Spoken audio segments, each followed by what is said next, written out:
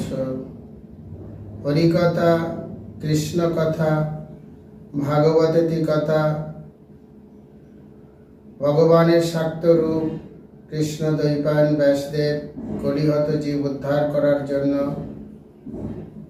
বদ্রীনাথ আশ্রমে সম্প্রয়াস নামক স্থানে সরস্বতী নদীর কূলে এই ভাগবত বলেছেন। গণেশজি লিখেছেন, একমাত্র এই কলিযুগের মানুষ উদ্ধার হওয়ার জন্য যদি পবিত্র দেহে শুদ্ধ মনে ভাগবত শ্রবণ করে তাহলে তার মুক্তি হয়ে যাবে। এই কলি কালেই পরীক্ষিত মহারাজ ভাগবত শ্রবণ করে মোক্ষ প্রাপ্ত হয়েছিল।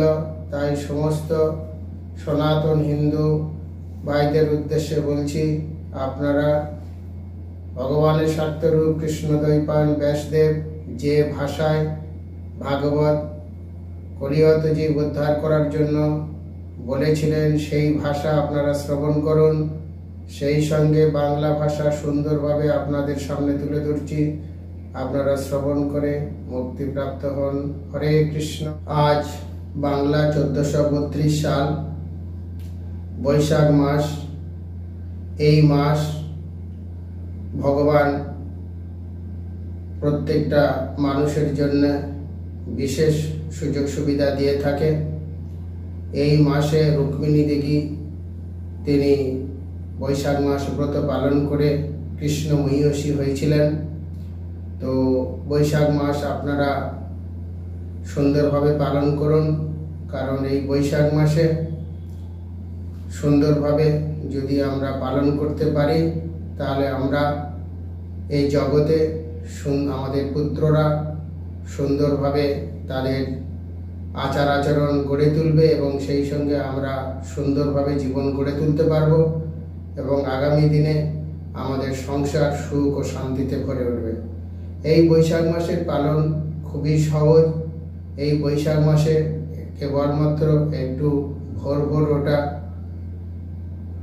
স্নান করা, সেই সঙ্গে তুলসী মহারানীকে জল দেওয়া, একটু বেশি বেশি করে হরিনাম করা। আপনারা 5 দিন, 7 দিন, 9 দিন, পুরো মাস পারলে নিরামিষ খাবার গ্রহণ করুন এবং সেই সঙ্গে একটু বেশি বেশি করে হরিনাম গ্রহণ করুন।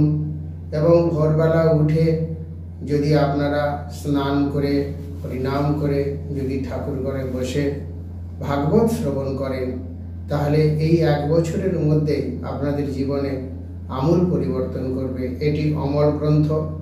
এই গ্রন্থ এবছর আপনি শ্রবণ করে দেখুন কেমনভাবে আপনার জীবনের পরিবর্তন ঘটে। হরে কৃষ্ণ। রাধে রাধে। আজ ভাগবতের 10ম স্কন্ধের কংসবধ। ভগবান আজ কংসকে কিভাবে হত্যা করেছিল সেইভাবে আপনাদের শোনাবো। আপনারা মনোযোগ সহকারে শুনুন। আপনারা বৈশাখ মাসটা অবশ্যই করে ভাগবত শ্রবণ করবেন, তাতে করে এই বছর থেকেই আপনাদের পরিবর্তন হবে। সুখদেব গোস্বামী বলছেন, এবং চর্চিত সংকল্প ভগবান মধুসূদন আশাস দাত চানুরং মুষ্টিকং রোহিণী সুত। সুখদেব গোস্বামী বললেন, এইভাবে সম্বোধিত হয়ে শ্রীকৃষ্ণ প্রতিদ্বন্দ্বিতা গ্রহণ করার জন্য মনস্থির করলেন। তিনি চানুরকে এবং শ্রী বলরামকে মুষ্টিককে আহ্বান করলেন। তাহলে যেসব যোদ্ধারা বসেছিল চানুর, মুষ্টিক, ভগবান মনে মনে স্থির করলেন এবং তাদেরকে আহ্বান করলেন যে এসো, এখনই তোমাদের সঙ্গে আমি কুস্তিতে অংশগ্রহণ করব। হস্তভ্যাং হস্তয় অর্বদ্য পদ্মমে বচ পদায় বীজকর্ষ তুরণ্যেন প্রসক্ষ বীজ গীষয়া। পরস্পর পরস্পরের হস্ত, একজন একজনের হাত ধরেছে, পরস্পর পরস্পরের উপরে পদদ্বয়ের উপরে আবদ্ধ করে বিজয় অভিলাষী সকলে একে অপরকে আকর্ষণ করছেন। বাহুতে বাহুতে হাত দিয়ে সমানভাবে পা রেখে উভয়ে উভয়কে আলিঙ্গন করছেন এবং প্রত্যেকের আশা যে আমি বিজয় লাভ করব। অরত্নিতে অরিত্নভং জানবং চৈব জাননে শের শিষ্ণ রসরস্ত বন্যেন্ন মবিজগ্নত। তারা সকলেই নিজ মুষ্টি দ্বারা অপরের মুষ্টিকে, নিজের জানু অর্থাৎ নিজের হাঁটু দ্বারা প্রতিপক্ষের হাঁটুকে, মস্তকের বিরুদ্ধে মস্তকে এবং বক্ষস্থলের দ্বারা বক্ষস্থলকে আঘাত করছিল। পরিভ্রামণ বিক্ষোভ পরিরম্ভাপাতনৈ উৎসর্পনাশ পর্ণৈ নৈশ্চন্যেন প্রতরুদ্ধতাম। প্রত্যেক যোদ্ধাই তার প্রতিপক্ষের বিরুদ্ধে পরিভ্রমণ, বিক্ষেপ, পরিরম্ভন, অধক্ষেপ, উৎসর্গ ও অপসর্পণ ক্রিয়া দ্বারা প্রতিদ্বন্দ্বিতা করছিলেন। উত্থাপনৈরান্যায় নৈশ্চালনী স্থাপনৈরপি পরস্পরং জিগীজ স্থাপ পচক্রতুরাত্মন। জয়ী হওয়ার অত্যন্ত আগ্রহে যোদ্ধারা বলপূর্বক উত্থাপন, উন্নয়ন, চালন এবং স্থাপন দ্বারা তারা নিজেদের নিজ দেহের ক্ষতি করছিল। তদবলা বলবদ্ধ যুদ্ধং সমেতা সর্বঘোষিতা উচ পরস্পরং রাজন সানুকম্প গরুত্তস। হে রাজন, উপস্থিত সকল রমণীগণ ওই মল্লযুদ্ধকে সবল ও দুর্বলের অনৈতিক যুদ্ধ বিবেচনা করে অত্যন্ত উদ্বিগ্ন অনুভব করলেন। তারা মল্লস্থলে চারিদিকে দলবদ্ধভাবে সমবেত ছিলেন এবং একে অপরকে এইভাবে বলতে লাগলেন, অর্থাৎ সবাই এটাকে অন্যায় বলে মনে করছেন, কারণ একটা ছোট ছোট বাচ্চার সঙ্গে একটা বড় এবং বৃহৎ দেহের মল্লযুদ্ধ হচ্ছে। তাই তারা আলোচনা বলছে, কি বলছে, মহানায়ং বাতা ধর্ম এবং রাজ সভাসদম যে বল বলদ বযুদ্ধং রজ্ঞয় নিচ্ছন্তি পশ্রত। রমণীগণ বলছেন, আহা কি মহা অধর্মের কর্ম এই রাজসভাসদেরা করছে। যেহেতু রাজা এই দুর্বল সবলের মধ্যে লড়াই দর্শন করছে, তাই তারা তো দেখতেই চাইছে না। তাই কিছু কিছু মানুষ, রমণীরা, তারা দেখতে চাইছে না, বলছে একটা সবলের সঙ্গে একটা দুর্বলের লড়াই, এগুলো আমাদের দেখতে ভালো লাগছে না। তাই তারা দলবদ্ধভাবে আলোচনা করছেন। কব্রজ সার সর্বঙ্গৈ মল্লৌ শৈলেন্দ্রন সন্নিভৌ কচাতে সুকুমারঙ্গ কিশোরী নপ্ত যৌবনেও। দুই পেশাদার মল্লযোদ্ধা, যাদের বজ্রসম কঠিন অঙ্গ, প্রকাণ্ড পর্বত তুল্য দেহ, তাদের সঙ্গে এই দুই অপরিণীত অত্যন্ত সুকোমল অঙ্গের বালকের কি তুলনা করা যেতে পারে? ধর্ম ব্যতিক্রম হাস্য সমাজস্য ধ্রুবং ভাবেদ যথা ধর্ম সমুত্তিষ্ঠস্তেয়ং তত্র কৈজিং। এই সমাবেশে ধর্ম নীতি নিশ্চয়ই ভঙ্গ করা হয়েছে। যেখানে অধর্ম বৃদ্ধি প্রাপ্ত হচ্ছে, তেমন স্থানে এক মুহূর্ত আর আমাদের দাঁড়াতে ইচ্ছা করছে না। সমস্ত রমণীরা বলছে, এই অধর্মের জায়গায় আমরা এক মুহূর্ত দাঁড়াতে পারবো না, কারণ ছোট ছোট বাচ্চাদের সঙ্গে বৃহৎ বৃহৎ মল্লযোদ্ধাদের লাগিয়ে দেওয়া হচ্ছে, তাই আমরা আর চোখে দেখতে পাচ্ছি না। ন সবাং প্রবিশেত প্রাজ্ঞ সবাদোষ অনুসমর অব্রবান বিভ্রবন্নজ্ঞ নর কিল্লিশ্য মন্যতে। বিজ্ঞ ব্যক্তি যদি জানতে পারেন যে সদস্যগণ সেখানে অনৈতিক কর্ম করছে, তবে তেমন সমাবেশ তিনি প্রবেশ করবেন না। আর যদি প্রবেশও করেন, যদি তিনি সত্য ভাষণে ব্যর্থ হন, মিথ্যা কথা অথবা সেই সম্বন্ধে নিজের অজ্ঞতা প্রকাশ করেন, তবে তিনি অবশ্যই পাপভাগী হবেন। এগুলো আমরা দেখলে আমাদের পাপ হবে। কেননা না এই যে কর্ম হচ্ছে এটা অধর্ম। এই অধর্ম জিনিস আমরা যদি দেখি তাহলে আমাদের পাপ হবে। তাই আমরা এর প্রতিবাদও করতে পারবো না। তাই প্রতিবাদ যখন করতে পারবো না, তখন আমরা এটা দেখবো না। বলগত শ্রমভীত কৃষ্ণস্য পদানুম্বুছাম বিক্ষতং শ্রম বার্যুক্তং পদ্মকোশমিবম্বুভি।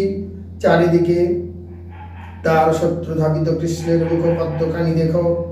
শ্রমসাধ্য যুদ্ধের দ্বারা সেই মুখপল্লব শ্বেত বিন্দুতে আচ্ছন্ন হয়েছে, যেন শিশিরের আচ্ছাদিত একটু পদ্ম। চারিদিকে ভগবানের চারিদিকে শত্রু ধাবিত হচ্ছে, আর ভগবানের মুখখানি, সেই কমল পদ্ম ফুলের যে মুখখানি, যেন মুখের উপরে প্রচুর শিশিরি পড়েছে, অর্থাৎ প্রচন্ড পরিমাণে তিনি ঘেমে গিয়েছেন। কিং না পশ্যতে রামস্য মুখমতাম্র লোচনম মুষ্টিকং প্রতি সমর্ষং হাস্য সংরম্ভ শোভিতম। তোমরা কি মুষ্টিকের প্রতি ক্রোধবশত তাম্রভাপন্ন নয়ন যুগল সমন্বিত শোভাবর্ধনকারী বলরামের হাস্যময় মুখমণ্ডল, তার যুদ্ধমগ্নতা দর্শন করছো না? সেই মায়েরা বলছে, তোমরা কি লক্ষ্য করতে পারছো না? ওই মুষ্টিক যার বিশাল বড় দেহ, তার তাম্র অর্থাৎ তামার মতো যার শরীর শক্ত, সেই নয়ন যুগল সমন্বিত শোভাবর্তনকারী বলরামের সঙ্গে যুদ্ধ হচ্ছে। সেই যুদ্ধে তোমরা লক্ষ্য করতে পারছো না? বন্যবত ব্রজ ভূপজয়ং নীলিঙ্গ গুড়া পুরাণ পুরুষ বন চিত্রমাল গা পালায়ন সহ বল্লকানয়শ্চ বেনুং বিক্রয়ং চৈত গিরিত্রায়মার্চিতাঙ্ঘ্রি। বজ্রভূমি কত না ধন্য, কারণ যেখানে মানবদের ছদ্মবেশে আদি পুরুষ পরমেশ্বর ভগবান বিচরণ করেন, তার বহু লীলার প্রকাশ করেন। বলছে ব্রজভূমি কত ধন্য, যেখানে স্বয়ং ভগবান জন্মগ্রহণ করেছেন, যেখানে লীলা করেছেন, সেখানে তিনি অপূর্ব বনমালায় শোভিত হয়েছেন। তার পদদ্বয় যেখানে ঘুরে বেরিয়েছেন, যেখানে শিব ও দেবীর রাম দ্বারা পূজিত হয়, সেখানে তিনি বলরাম সহযোগী গোচরণ করতে করতে তার বেণুবদন করেছিলেন। গপ্পস্তাপ কিমচরণ যাদমস্য রূপং লাবণ্য সার মসম্মর্ধমনন্ন সিদ্ধমা দৃগাভি বিবস্তান্নসু ভাবিনবং দুরাপম একান্ত ধাম যশস শ্রীয় ঈশ্বরস। মথুরার পুরো নারীরা বললেন, আহা, ব্রজগোপীরা কি তপস্যা করেছেন! শ্রী ঐশ্বর্য যশ সময়ের একান্ত আশ্রয়, দুর্লভ শতসিদ্ধ অসমর্থ সমস্ত সৌন্দর্যের সার স্বরূপ এই ভগবানের মুখমণ্ডল অমৃত তাদের নয়ন দ্বারা নিরন্তর পান করেছেন। যা দহনে রহেন নমতর ফলে পৌ শ্রেং কঙ্কনারবরুবিত্ত খনমর্চনদৌ গায়ন্তি চৈন মনো রক্তদি অশ্রুকণ্ঠ ধন্য ব্রজ স্ত্রী উরক্রম চিত্ত জান। নারীগণের মধ্যে ব্রজ নারীগণ অত্যন্ত সৌভাগ্য সম্পন্ন, কারণ তারা সকল সময় কৃষ্ণ অনুরক্তি চিত্ত রূপে দুগ্ধ দহন, শস্য মাড়াই, মাখন মন্থন, জ্বালানির জন্য গোবর সংগ্রহ, দোলানন্দ নলক্রন্দন, রথ শিশুর যত্ন, মাঠে জল সেচন, গৃহমার্জন ইত্যাদি সর্বকর্মে অশ্রুসিক্ত কণ্ঠে অনবরত শ্রীকৃষ্ণের গান করে থাকতেন। তাদের এই পরম কৃষ্ণ ভাবনা হেতু তারা স্বাভাবিকভাবেই সকল কাঙ্ক্ষিত বস্তু প্রাপ্ত হয়ে থাকেন। প্রাতঃপ্রজাত প্রজত অবেশতশ্চ সায়ং গভি শ্যামং কান্নায়তহস্য নিশম্য বেনুন নির্গম্য তৃণাম বলাপথি ভূরপন্ন পশ্যন্তি সম্মিত মুখং সদয়া বলকম।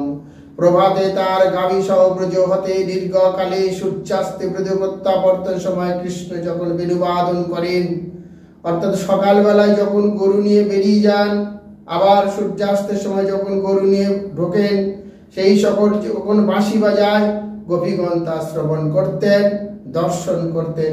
তারা কত ভাগ্যবান! পথে বিচরণকালে তাদের প্রতি কৃষ্ণের সহস্রায় কৃপাময় দৃষ্টিপাত হতো, মুখমণ্ডল দর্শন করত।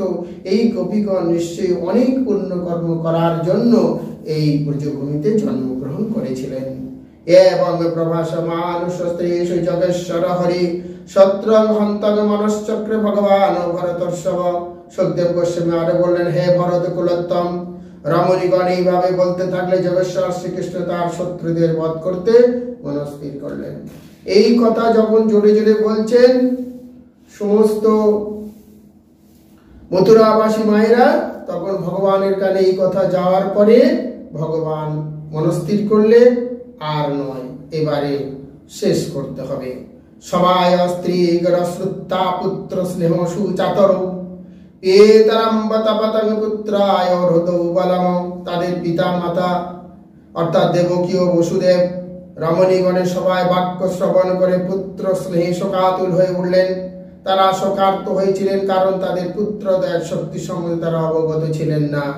তাহলে এই সকল রমণীরা এবং পিতামাতা দেবকী বসুদেব সবাই যখন চোখের উপর দেখছে, তখন তারা ভয়ে শোকার্ত হয়ে উঠেছিল, কারণ তারা তাদের পুত্রের ক্ষমতা সম্পর্কে তাদের কোনো ধারণা ছিল না। তস্তায়নি যুদ্ধ বেদবীর বেধৈরচ্যুততরৌ যযোধাতে যতন্নেন তথাইব বল মুষ্টিকৌ। শ্রী বলরাম মুষ্টিক ও সুনিপুণ ভাবে শ্রীকৃষ্ণ তার প্রতিপক্ষের মতো একইভাবে অসংখ্য মল্লযুদ্ধের কৌশল প্রদর্শন করে পরস্পর যুদ্ধ করছিলেন। ভগবদ গাত্র নিষ্পাতৈর্বজ নিঃশেষ নিষ্ঠুরৈ চানুর তজ্জমানঙ্গ মুহুর্গা নিমবাপহ। ভগবানের অঙ্গ দ্বারা বজ্রপাতের ন্যায় কঠোর প্রহারের চাণক্যের শরীরের প্রতিটি অংশ যেন চূর্ণ হতে লাগলো এবং ক্রমশ অধিকতর যন্ত্রণায় কাতর হয়ে সে ক্লান্ত হয়ে পড়ল। তাহলে ভগবান আঘাত করছে বজ্রপাতের ন্যায়, কঠোর আঘাতে চানুরের শরীরের প্রতিটা অংশ চূর্ণ ভেঙে গেল এবং সে যন্ত্রণায় কাতর হয়ে মাটিতে পড়ে গেল। সেন বেগ উৎপত্ত মুষ্টিকৃত্য করাবভৌ ভগবন্তং বাসুদেবং ক্রুদ্ধ বক্রশাবদত। অতঃপর চানুর ভগবান বাসুদেবকে সেন পক্ষীর ন্যায় সবেগে আক্রমণ করে তার দুই মুষ্টি দিয়ে ভগবানের বক্ষস্থল আগত করলেন। কিন্তু শেষবারের মতো চানুর উঠল এবং উঠে দুটি মুষ্টি দিয়ে দুটো ভগবানের বক্ষস্থলে আরো একবার আঘাত করল। না চলত তৎপরায়ণ মালয়ত ইব দীপবর্ণ নিধি গৃচ্ছ চানুরং বহুশ ব্রাহ্ময়ন হরে ভো পৃষ্ঠ প্রথায় মাসতররা খেন জীবিতম বিশ্রান্তা কল্পকে শস্ত্র গিন্দ্রধ্বজ ইবা পতত। দানবের শক্তিশালী আঘাতেও ভগবান মাল্য দ্বারা আঘাতপ্রাপ্ত হস্তির ন্যায় অবিচলিত ভাবে চানুরের বাহুদ্বার ধারণ করে বেশ কয়েকবার চতুর্দিকে ঘুরপাক খাইয়ে সবলে ভূতলে আছাড় দিয়ে ফেললেন। আর দানবের সেই শক্তির আঘাতে ভগবান মালার মতো মনে করে, গলায় মালার মতন মনে করে তিনি সেই চানুরের দুটো হাত ধরে চারিদিকে ঘুরিয়ে ঘুরিয়ে অনেক আছাড় মেরে মাটিতে ফেললেন। স্থলিত বস্ত্র কেশ মল্ল সমন্বিত মল্লযুতা চানুর ইন্দ্রধ্বজের ন্যায় ভূপতিত হয়ে প্রাণত্যাগ করলেন। আর যখন মাটিতে আছাড় মারল, চানুর মারা গেল। তথাইব মুষ্টিকা পূর্বং সমুষ্টভীতায়ত নবৈ বলাভদ্র নবলিনা তলৌনাভীহত বৃষম প্রবয়পীতস রুধিরমুদ্ধমান মোকত হরিদ বাসোপাপতরবন্তে পতায় হত ইব ঘ্রিয়প। তেমনি মুষ্টি কস্তি বলভদ্রকে তার মুষ্টি দ্বারা আঘাত করার পর বধ হয়েছিল।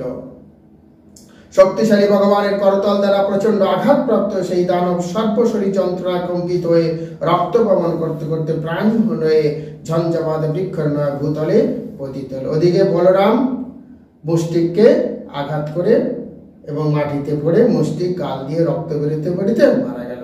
তথা কূটবানু প্রাপ্তং রাম প্রহরত বরং অবদিল্লায় রাজন সাবগং বামুষ্টিনা।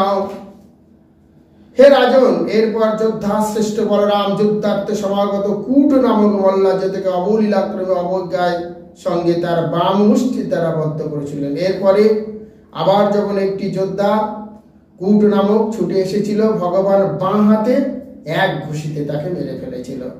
তার এবহি শাল কৃষ্ণ প্রপাদায়ত শীর্ষক দেদা বিদারণস্ত শালক উবাপি নিপততু। অতঃপর কৃষ্ণ যোদ্ধা শলকে তার মস্তক তার পদাগ্রভাবে দ্বারা আঘাত করে দ্বিখণ্ডিত করেছিলেন। অতঃপর কৃষ্ণ শল নামক এক যোদ্ধাকে পা দ্বারা তার মস্তক কেটে দিয়েছিল।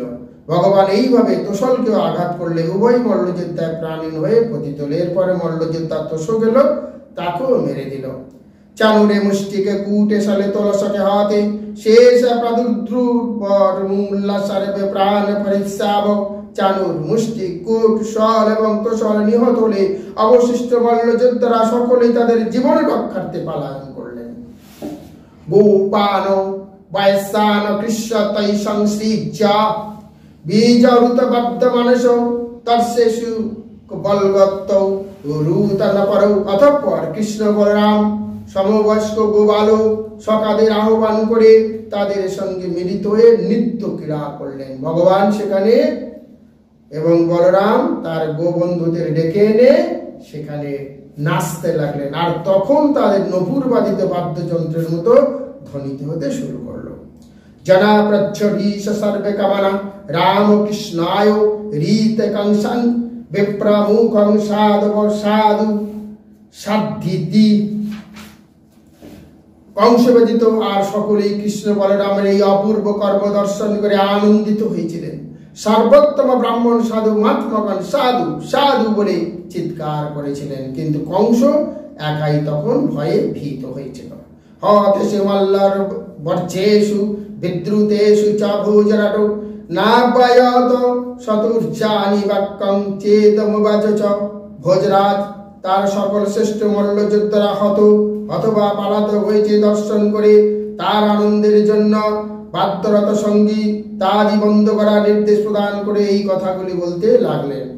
যখন সব যোদ্ধা পালিয়ে গেছে তখন তিনি দেখলেন যে আমার সমস্ত শক্তিশালী যোদ্ধারা হেরে গেছে। তখন সমস্ত বাদ্যযন্ত্র যা বাজছিল সব বন্ধ করতে বললেন। নিঃসারায়ত দুর্বত্ত বাসুদেবাত্মজৌ পুরাত ধনং হরত গৌপনং নন্দং বদনীত দুর্মতিম। কংস বলল, বসুদেবের দুই দুর্বৃত্ত পুত্রকে নগরী থেকে বহিষ্কার করো, গোপগণের সম্পত্তি বাজেয়াপ্ত করো এবং দুর্মতি নন্দকে গ্রেপ্তার করো। কংস কি বলল?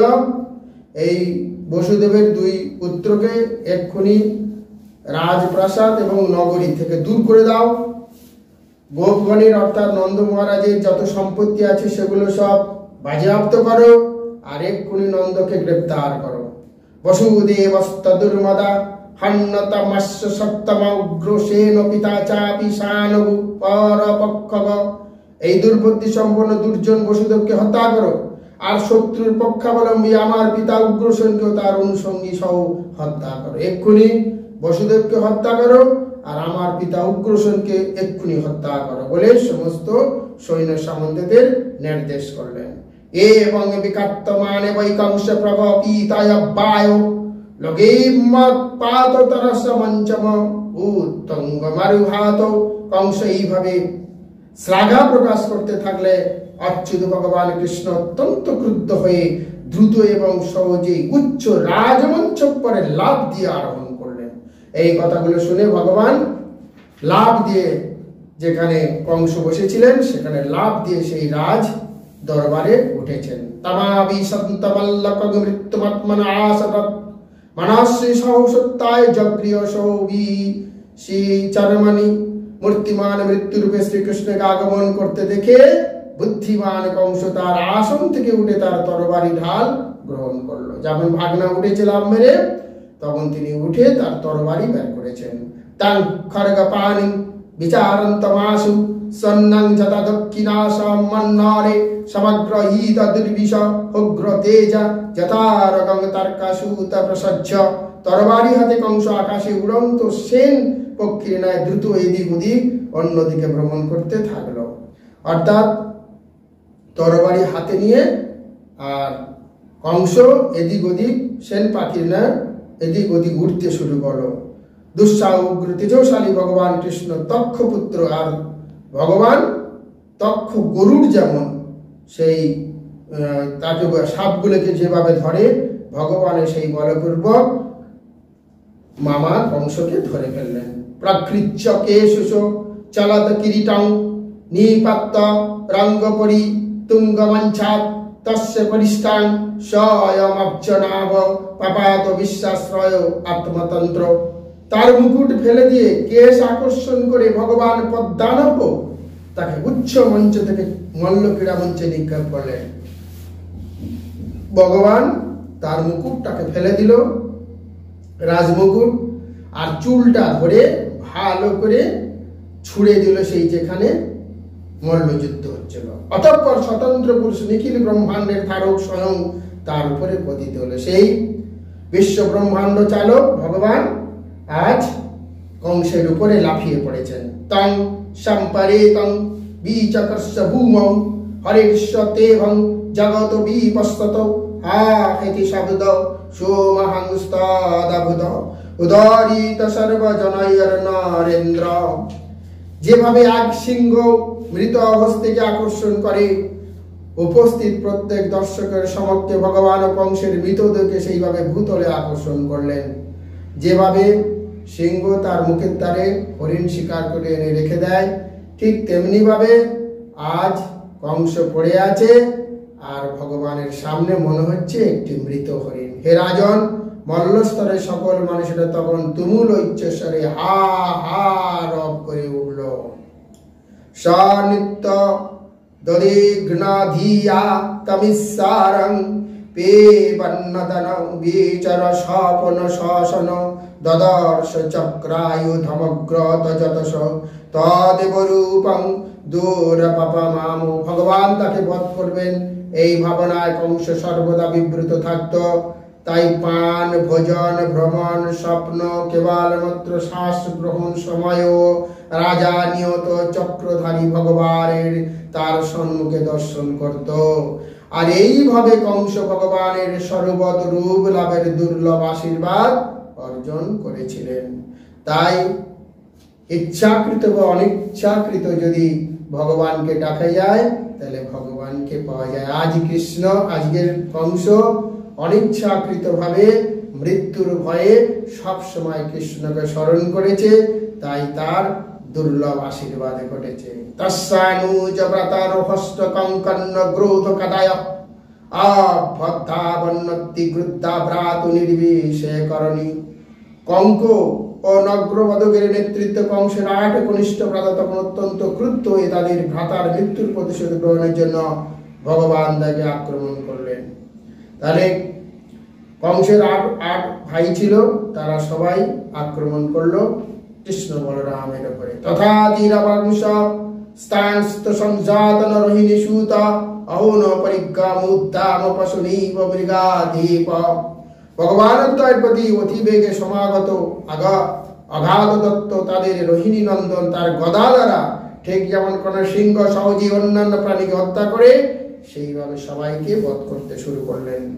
নে দুর্দুন্দু ভয় বোমনি ব্রহ্মশব্দ বিভূতায় পুষ্পৈ কিরন্তস্তং প্রীতা নৃত্য স্ত্রীয়। তখন আকাশে দুন্দুবি ধ্বনিত হলো। ভগবানের অংশ প্রকাশ ব্রহ্মা, শিব, অন্যান্য দেবতাগণ আনন্দে তাদের পুষ্প বর্ষণ করতে করতে তাদের স্তুতি কীর্তন করেছিলেন এবং তাদের পত্নীগণ নৃত্য করেছিলেন। তৎসং স্ত্রিয় মহারাজা সহিন্ন অরণদুদিতা তত্রাভিউর্বি নিঘ্নতা শীর্ষন্ন শ্রুবিলোচনা। হে রাজন, তখন কংস তার ভাতৃবর্গের পত্নীগণ তাদের শুভাকাঙ্ক্ষী স্বামীদের মৃত্যুতে অত্যন্ত শোকার্ত হয়ে অশ্রুপর্ণ নয়নে তাদের মস্তকে আঘাত করতে করতে সেখানে উপস্থিত হলো। অর্থাৎ কংস এবং তার 8 ভাইয়ের স্ত্রীরা নিজেদের মাথায় নিজেরা আঘাত করতে করতে কাঁদতে কাঁদতে সেখানে উপস্থিত হলো। শয়ানান বীর সজ্জায়ং পতিনালিস্য শোচতি বেলকুশুস্বরগনার্য বিশ্রেচন্ত মুহুসুচ। বীরের অন্তিম শয্যায় শায়িত তাদের স্বামীদের আলিঙ্গন করে স্ত্রীগণ অনবরত অশ্রু বিসর্জন সহকারে ঐচ্ছস্বরে বিলাপ করতে লাগলেন। হা নাত প্রিয় ধর্মজ্ঞ করুনাথ বৎসল তয়ায় হাতন নিহত বয়ং তে সগৃহ প্রজা। স্ত্রীগণ ক্রন্দন করছিল আর বলছিল, হায় হে প্রভু, হে প্রিয়, হে ধর্মজ্ঞ, হে করুণানাথ, তুমি নিহত হয় আমরা এই গৃহে সন্তান আদি সহ একত্রে নিহত হলাম। তয়া বিরাহিত পত্ত পুরিয়াং পুরুষর্ষাব না সপতে বয়মিব নিভ্রত সব মঙ্গলা। হে পুরুষ শ্রবর, আমাদের মতো এই নগরী তার পতির বিরহে উৎসব মঙ্গল শূন্যরূপে সমাহীন হয়েছে। অনা গা সংতং ভূতানাং কৃতবানদ্রোহ মল্ল নাম তেনে মান দো ভূত সংনীত ভূত ত্রুকলভেত সম। হে প্রিয়, তুমি নিরাপরাধ প্রাণীদের উপর ভয়ঙ্কর অত্যাচার করেছো বলেই আজ তোমাদের এই দশা হলো। অপরের অনিষ্টকারীরা কিভাবে সুখ লাভ হতে পারে? সর্বস্বমিহ ভূতানাম সহি প্রভাবাপায় গুপ্তা চ তদ বদ্ধায় ন কচ্চিৎ সুখমেদতে।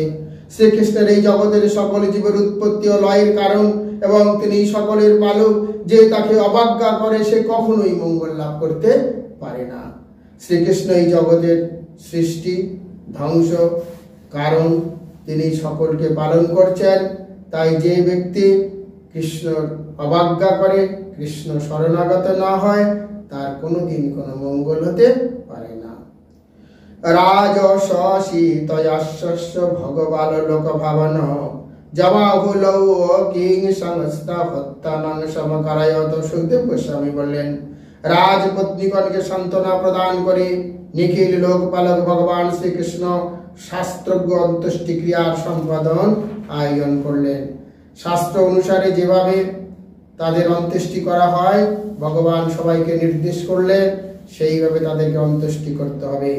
মাতরং পিতরং চৈব মচৈতাদ বন্ধনাত কৃষ্ণ রাম ববন্দাতে শিরস্যা স্পৃশ্য পাদয়। অতঃপর কৃষ্ণ বলরাম তাদের মাতা ও পিতাকে বন্ধন মুক্ত করে তাদের চরণে মস্তক স্পর্শ করে প্রণাম নিবেদন করলেন। আজ ভগবান বলরাম দেবকী এবং বসুদেবের বন্ধন খুলে দিলেন আর ষষ্ঠাঙ্গে মাথা মা বাবার পায়ে ছোঁয়ালেন। দেবকী বাসুদেবশ্চ বিজ্ঞায়া জগদীশ্বরৌ কৃত সংবন্ধনৌ পুত্রৌ সজাতেন শঙ্কিতৌ। তাদের প্রণতি নিবেদনকারী দুই পুত্র কৃষ্ণ বলরামকে এখন জগদীশ্বর রূপে অবগত হয়ে দেবকী ও বসুদেব করজোড়ে দণ্ডায়মান রইলেন, শঙ্কিত হয়ে আলিঙ্গন করতে পারলেন না।